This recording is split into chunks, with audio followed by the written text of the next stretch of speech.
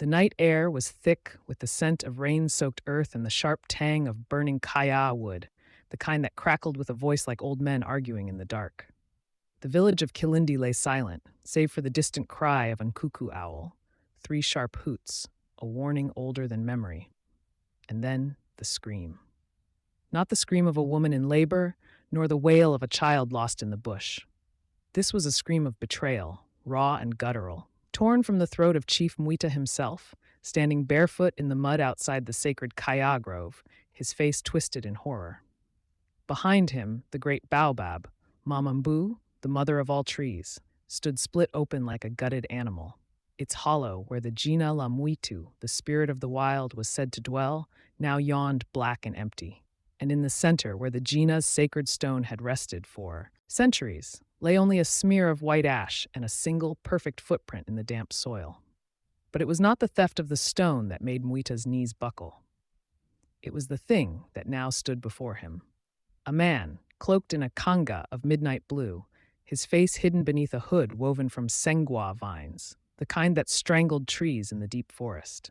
In his hand, he held not the stone, but a kafaru horn, the horn of a rhinoceros carved with ancient symbols and pulsing with a faint blue light. "You have taken the Jina's heart," Mwita whispered, voice breaking, "but you have awakened the kifaru." The thief did not speak. He only tilted his head as if listening to something far away. Then, slowly, he raised the horn to his lips. A sound erupted, not music, not speech, but a vibration, a low subsonic hum that made the ground tremble. The baobab's roots groaned. The river Luanda upstream began to boil, though it was not warm. And from the shadows of the forest, eyes opened, yellow, green, red, hundreds of them. Not animals, not spirits. Something else. The thief turned, his cloak swirling like smoke, and stepped into the jungle. The eyes followed, the horn hummed, and the village of Kalindi, for the first time in 500 years, knew true fear. But how did it come to this? How did a boy from the edge of the world become the thief who stole the Jina Lamwitu? Let the drums speak, let the fire remember. Let the story begin, not at the end, but at the beginning. Long before the horn was blown, before the baobab split, before the eyes opened in the dark, there was a boy named Kito. He was born in the village of Mbuyuni, a place where the red dust never settled, where the wind carried the scent of roasting mahindi and the laughter of apt children chasing chickens through the market square. Mbuyuni was not a rich village, but it was alive. The women sang as they pounded ugali in giant mortars. The men carved masks from vule wood, their chisels singing like birds. The elders sat beneath the great mkuyu tree, telling stories so old that even the stars leaned down to listen. Kito was the youngest of 5, the runt of the litter, born with a crooked toe and a voice too soft for the village. His father, Juma, was a fundi, a craftsman who made drums so powerful they could summon rain. His mother, Zawadi, was a mganga, a healer who knew the secrets of the forest, the names of the roots, the songs of the nyama animals. Kito loved his mother's world. He would follow her into the jungle at dawn, barefoot, his small hands brushing the dew-laden leaves, learning the language of the wild. She taught him the muthi of the mukoma vine, the sauti of the kikuyu bird, the chumo, the scent of the mbuga flower that bloomed only under moonlight. "The forest speaks, Kito," she would say, her voice low, her eyes scanning the canopy, "but only to those who listen." And Kito listened. He learned to track a pa by the broken twigs, to read the mood of the river by the ripple of its surface, to know when the kifaru was near by the sudden silence of the birds. But the village did not value such things. "Why does he stare at the trees?" the other children would jeer. "Why does he talk to the wind? He is not like us," his father would say, frowning as Kito sat silently during the drum festival while the others danced with fire in their feet. "He is too quiet, too soft." Zawadi would only smile. "He sees what others do not. That is not weakness, Juma, that is power." But power in Buyuni was measured in strength, in skill, in the ability to build, to fight, to provide. Kito provided nothing. He could not carve wood, he could not hunt, he could not even hold a drumstick without trembling. And then the drought came. It was not the first, but it was the worst. The rains failed for 2 years. The river Luanda shrank to a trickle. The mahindi fields cracked like old pottery. The goats died. The chickens vanished. The elders whispered of Kifo, death, walking through the village on silent feet. The Mganga Council was called. Zawadi, as one of the most respected healers, was among them. They sat beneath the mkuyu, their faces lined with worry, their voices low. The Jina is angry, said Bibi Malaika, the oldest Mganga, her voice like dry leaves. The balance is broken. The river is sick. The earth is thirsty. Then we must make an offering, said Mfalme, the village chief. A great offering, to the Jina Lamwitu of Kilindi. A murmur passed through the elders. The Jina Lamwitu, the spirit of the wild, was not worshipped lightly. It was a fierce spirit, ancient, proud, demanding. Its sacred stone, the Jina's heart, was said to hold the life force of the entire region, the breath of the forest, the pulse of the river, the soul of the animals. To approach it was to risk death, to touch it, madness. But the drought was killing the people. We must send a messenger, Mfalme said, a pure one, a child of the forest, someone who can speak the old tongue. All eyes turned to Zawadi, and Zawadi, without hesitation, said, Kito. The village gasped. Kito? Juma roared. He is not ready. He is a boy. He cannot even carry a kiondo without dropping it. He is the only one, Zawadi said, calm. He speaks the language of the wild. He listens to the wind. He has seen the Jina in his dreams. Dreams, Juma spat. Dreams are not strength. But the elders, after long debate, agreed. Kito was to go, to Kilindi, to the sacred baobab, to the Jina Lamwitu. The journey took 3 days through the Mbuga forest, a place where the trees grew so thick that sunlight barely touched the ground. The air was cool, heavy with the scent of moss and decay. Strange birds called in the dark, and once Kito saw Ngamia, a leopard, watching him from a branch, its eyes glowing like embers. He carried only a kiondo bag with dried mahogo, a water gourd, and a small drum his father had given him, not for music but to ward off evil spirits.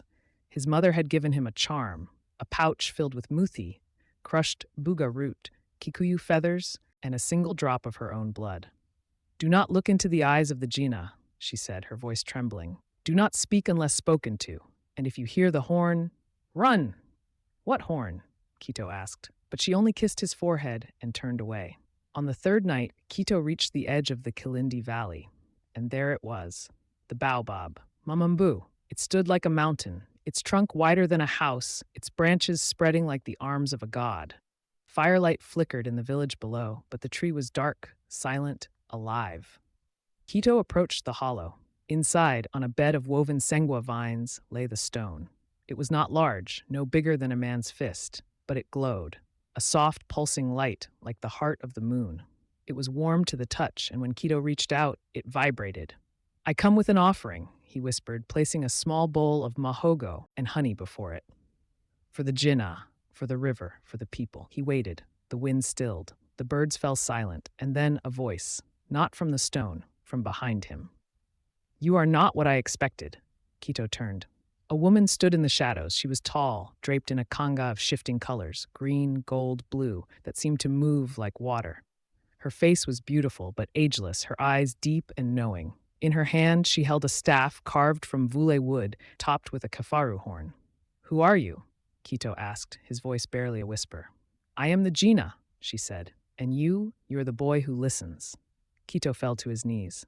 I only wish to heal the land, he said, to bring back the rain. The Jina smiled. Then you must understand, she said. The drought is not punishment, it is balance. The people have taken too much. The forest is wounded. The river is sick. The kifaru, the great beast, is restless. It dreams of the horn. It dreams of freedom. Kito frowned. The horn? The kifaru's horn, she said, lifting the staff. Once it was whole. Once the beast roamed free. But the ancestors broke it, fearing its power. They buried one half in the earth and the other they hid in the Jina's stone. Kito stared at the glowing stone. Inside? Yes, she said, and if the horn is ever reunited, the kifaru will awaken. And it will not be gentle. It will consume the world to reclaim its power. Kito's heart pounded. Then I must not take the stone, he said. No, the Jina said, but you must understand it. You must carry it, not as a thief, as a keeper. She reached out and placed the staff in his hands. This is the kifaru's horn, the second half, the one the ancestors could not destroy. I have guarded it for centuries, but the time has come. The kifaru is calling, and only one who listens can stop it. Quito trembled. Why me? Because you are not like the others, she said. You do not take. You understand. You feel. That is your power. That is your gift. She stepped back. Take the horn. Take the stone. Return to your village. But do not speak of this, not even to your mother. The truth is dangerous, and the kifaru, it listens too. Quito nodded. He placed the glowing stone in his kiondo and the horn on his shoulder. As he turned to leave, the Gina said one last thing. If the horn ever sings, run, and if it calls you, do not answer. Quito walked away, the weight of the world on his shoulders. But he did not go back to Mbuyuni. Not yet. He had a plan. He returned to the edge of the forest, to a cave he knew, a place where the nyama animals came to drink, where the muthi grew thick. There he began to study. He spent months learning the horn. He discovered it did not need breath to sing. It needed emotion. Anger made it shriek. Fear made it hum. And love, true, deep love, made it glow. He learned to tune it, to control it. He learned that the stone, when held near the horn, resonated. It pulsed in time with the horn's song. And one night, under a full moon, he tried something. He placed the stone in the hollow of the horn, and he sang, not with his voice, with his heart, a low, soft hum, and the horn answered. The ground trembled. The river Luanda upstream began to boil, and in the distance a sound, like thunder but deeper, older, rolled across the valley. The kifaru had heard. Quito pulled the stone away. The sound stopped, but the horn remained lit, and Quito smiled. He had found a way to control the kifaru, a way to end the drought. He would not run from the horn. He would use it. He would summon the kifaru, not to destroy, to heal. He would make the beast drink from the river, cool the earth, bring the rains. He would be a hero, not a thief, a savior. He returned to Mbuyuni. The village was worse than he remembered. People were thin. Children cried for food. The river was a memory. His father barely looked at him. "Where have you been?" Yuma growled. "We thought you were dead." "I have a solution," Quito said, placing the horn on the ground. The villagers gathered. Quito told them of the kifaru, of the horn, of the Gina's stone. He told them he could summon the beast and make it heal the land. The elders were skeptical. "You speak of magic," Bibi Malaika said. "But magic is dangerous. The ancestors feared the kifaru for a reason." "I am not the ancestors," Quito said. "I am new. I understand the wild. I can control it." His mother stepped forward. "I believe him," Zawadi said. "He has the gift. He has the heart." Juma looked at his son, really looked at him for the first time in years, and he saw not a weak boy, but a man. "Do it," he said. The ritual was set for the next full moon. The entire village gathered at the dry riverbed. Quito stood in the center, the horn in one hand, the stone in the other. He placed the stone in the horn's hollow, and he sang. Not a song, a summons, a low, deep hum that vibrated through the earth. At first, nothing. Then the ground shook, the sky darkened, and from the forest a roar. Not like a lion, not like a leopard, like the earth itself was screaming. And then it emerged. The kifaru. It was not a beast, it was a force, a creature of living shadow, its body made of swirling darkness and starlight, its eyes two burning suns. It had no legs, yet it moved, gliding, floating, dragging the forest behind it. It stopped before Quito and spoke, not with a voice, with a thought. "Who dares call me?" Quito trembled, but he stood tall. "I am Quito, son of Zawadi, keeper of the horn. I call you not to destroy, but to heal. The land is sick, the river is dead, the people are suffering. I ask you to drink from the earth, to cool the soil, to bring the rains." The kifaru stared, then, slowly, it nodded. It lowered its great head and drank. Not from the river, from the earth. A deep sucking sound. The ground shivered, and then the river Luanda, dry for 2 years, began to bubble. Water, clear and cold, surged from the cracked earth. The people cheered. The children danced. The elders wept. The kifaru drank for an hour. Then it rose and looked at Quito. "You have my respect," it said, "but I am not your tool. I am free." And with that it vanished, into the earth, into the sky, into nothing. But the horn remained, and it was hot, and it was singing. Quito tried to pull the stone out, but the horn held it. It pulsed, and Quito knew. The kifaru was not gone. It was waiting, and the horn was calling it back. Every time it sang, every time it was used, the kifaru would return. And next time, it might not be so gentle. Quito hid the horn. told no one. But the rains came, the crops grew, the village flourished. Quito was a hero, but he was not happy.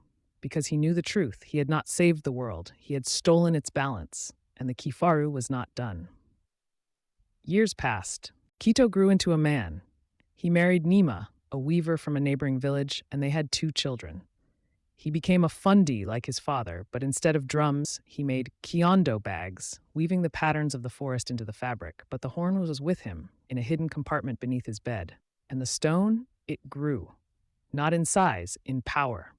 It began to whisper at night, to call him, to show him visions. Visions of the Kifaru roaming the earth, devouring cities, turning rivers to fire. And the horn, it sang in its sleep. Quito tried to destroy it, he buried it, he drowned it, he tried to break it with a panga, but it regenerated. The horn was alive, and it was angry. One night, the stone spoke. "You cannot hide me," it said. "I am the heart of the world, and the Kifaru is my voice. You took me from the bet, Jinnah. You broke the balance. Now the world will break with it." Quito wept. "I only wanted to help."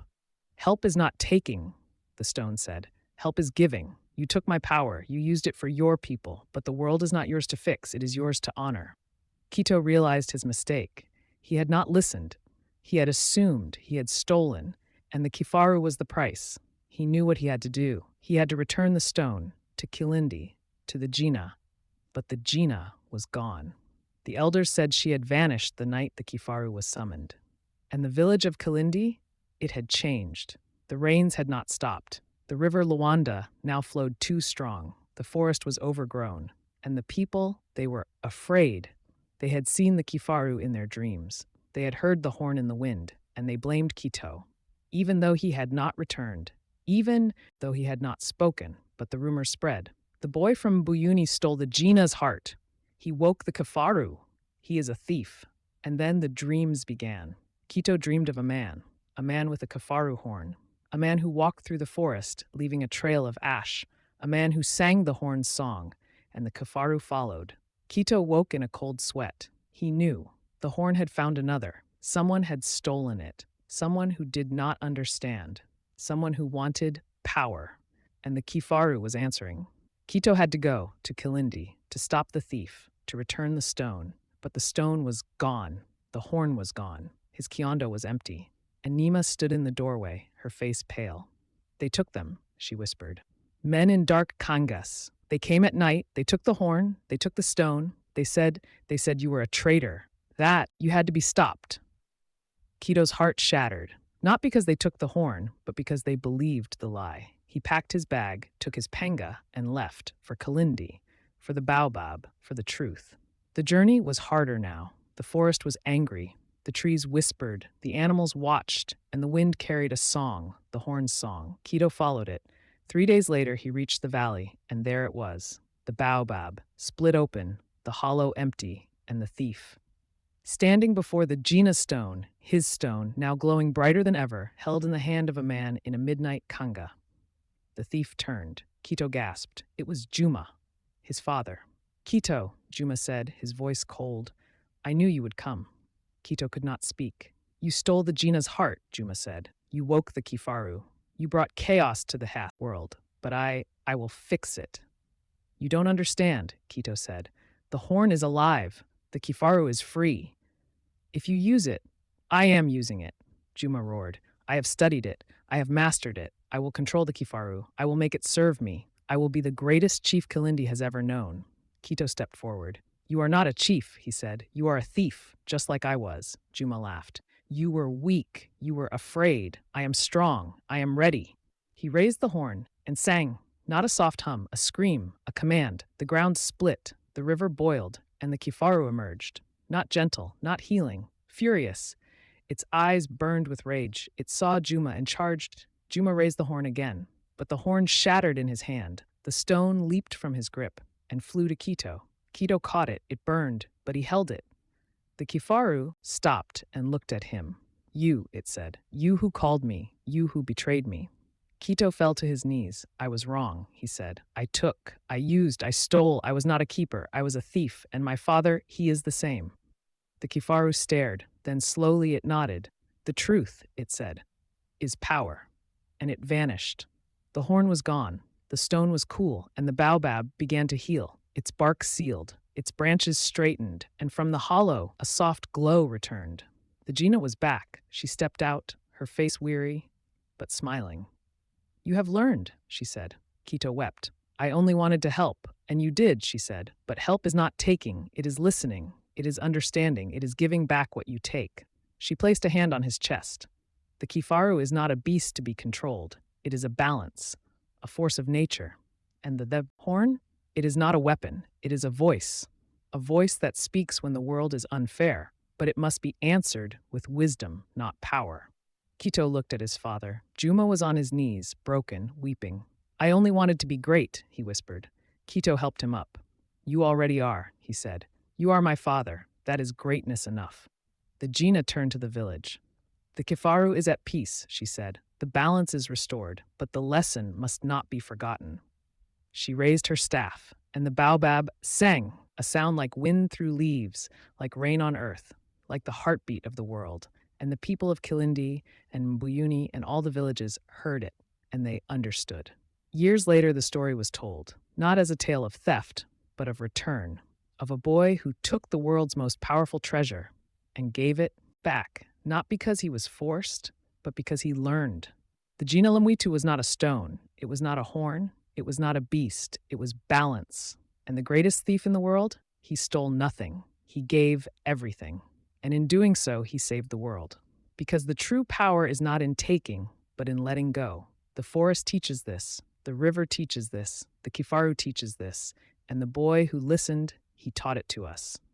So remember, child of the earth, child of the sky, child of the fire and the wind, the world is not yours to steal, it is yours to honor. And when you hear the horn, do not answer with power, answer with love. Now, if this story has stirred your spirit, if the drums still echo in your chest, if the wind carries the Gina's song to your ears, then you belong here.